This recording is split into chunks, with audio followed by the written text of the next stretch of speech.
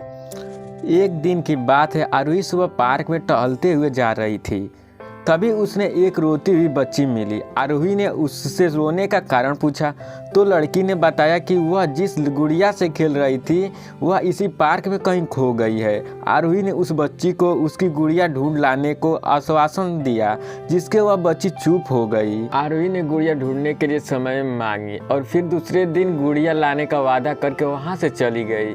पर गुड़िया ना तो आरोही को मिली ना ही उस बच्ची को। आरोही ने गुड़िया की तरफ से एक काल्पनिक पत्र उस बच्ची को लिखी और जब वह बच्ची पार्क में गुड़िया पाने की आशा में आई तो आरोही ने वह पत्र उस बच्ची को पढ़कर सुनाया।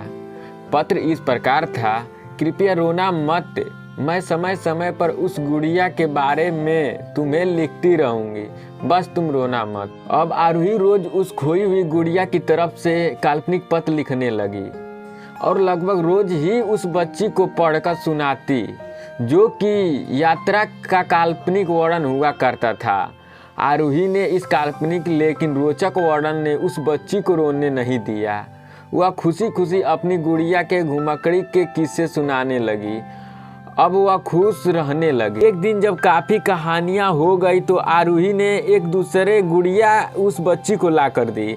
जाहिर है वह गुड़िया बदली हुई थी। उस बच्ची को अपनी खोई हुई पुरानी गुड़िया जैसे नई लगी तो वह आरोही की ओर देखने लगी। आरोही अनजान बनते हुए गुड़िया में चिपकी एक चीट को निकाल कर पढ़ने लगी। उसमें लिखा हुआ था, यह मैं ही हूँ, तुम्हारी वाली गुड़िया जो पार्क में खो गई थी। दुनिया भर की लंबी यात्रा की वजह से मैं थोड़ी बदल गई हूँ।